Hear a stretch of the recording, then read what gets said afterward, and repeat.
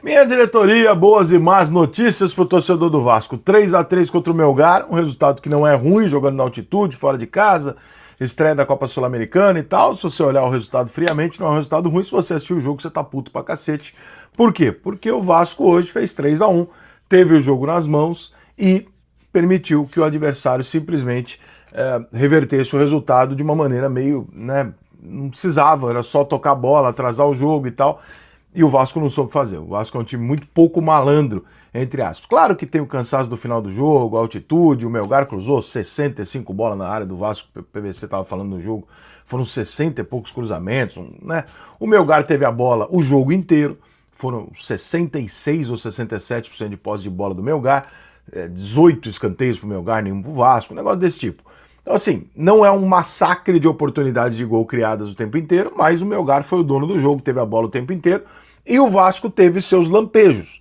O Vasco faz o gol com muito no começo do jogo, se não me engano, 2, 3 minutos, uma linda jogada do Coutinho, que faz um giro em cima do volante e bate de fora da área brilhantemente, daquele jeito que é o que ele melhor sabe fazer e tem feito pouco no Vasco. E a boa notícia pro vascaíno é que o Coutinho voltou, o Coutinho estreou. É a primeira vez que o Coutinho faz pelo Vasco aquilo que ele foi contratado para fazer. O que ele foi contratado para fazer? Ser brilhante. Ele não vai pegar na bola o jogo inteiro, não vai participar o jogo inteiro, não, mas o Coutinho foi contratado pelo Vasco para pegar alguns jogos como esse, e hoje, por exemplo, o ponto que o Vasco arrumou lá, e poderiam ter sido 3, mas foi 1, foi dado pelo Coutinho. O Vasco não jogou bola para ganhar, pelo contrário, jogou bola para perder, mas o Coutinho sozinho, no primeiro lance que ele faz o gol, e depois que eles empatam, o Vasco ainda consegue, numa jogada totalmente brilhante do Coutinho, né? Ele faz como é que eu vou chamar aquilo? Aquilo não é nem um passe, nem um cruzamento. Ele dá o gol pro Verratti, ele pega a bola e num toque de bola de 3 dedos ele bota o Verratti na cara do gol e o Vasco consegue fazer 2-0. Então, 2 toques na bola do Coutinho, 2 toques geniais que o Coutinho vai lá e faz 2 gols pro Vasco. Pronto, o Verratti fez o gol, né, evidentemente, mas o Coutinho dá 2 gols pro Vasco. Pronto, é pra isso que você foi contratado, pra ser diferente, pra pegar a bola e resolver jogo. Hoje, o Coutinho resolveu o jogo. Então, muito bem-vindo ao Vasco, Coutinho, ao futebol brasileiro.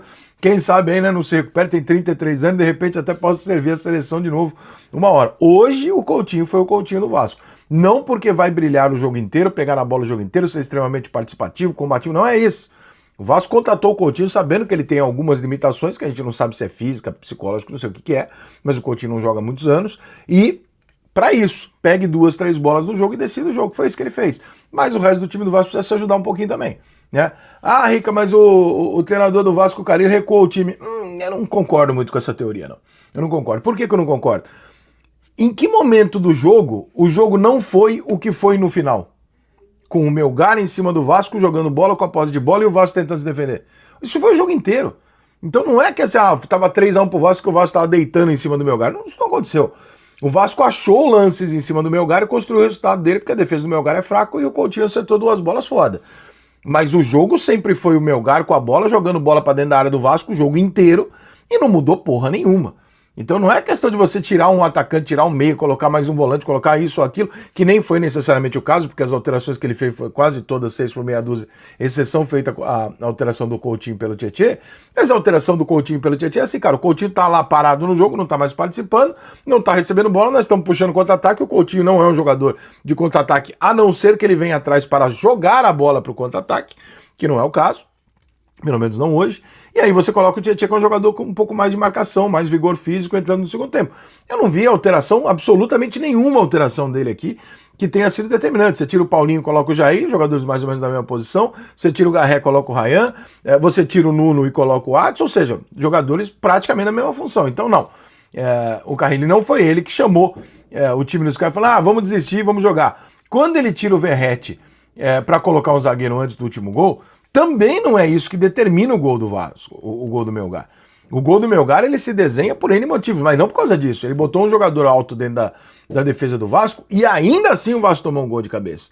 Então, mesmo com o reforço que ele colocou, porque a bola foi jogada muito inteligentemente pelo Melgar no segundo pau, atravessando onde está o bolo de jogadores altos e foi cair em cima do Piton. E o Piton não conseguiu subir com o atacante dos caras. E aí o cara fez o gol até constrangedoramente de cabeça em cima do Piton, mas o Piton não é um jogador de cabeça, então, né, foi inteligente o Melgar em jogar a bola naquela distância, E não foi isso que determinou. Se o Verratti tivesse em campo e não o zagueiro, o que ia mudar? O Verratti ia fazer o quê? Não ia mudar porra nenhuma. Então não foi ele que chamou o time dos caras, etc. Eles ficaram em cima do Vasco a maior parte do jogo. O Vasco não foi um time que teve iniciativa. O Vasco foi reativo o tempo inteiro.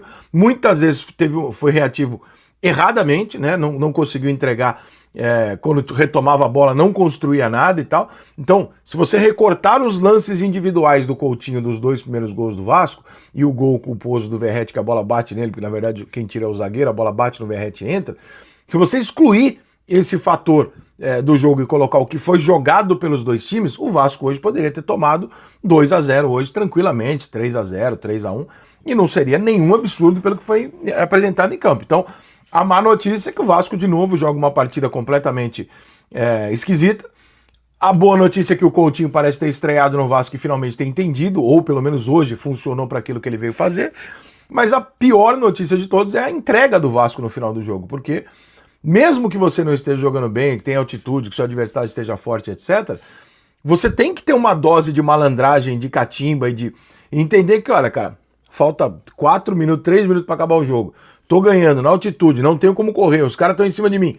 Não tem mais jogo, vou parar o jogo, vou rolar no chão, substituir, para no pau da bandeirinha. Se vira, meu irmão. Se os caras têm altitude, você tem que ter uma dose de alguma coisa extra para você também.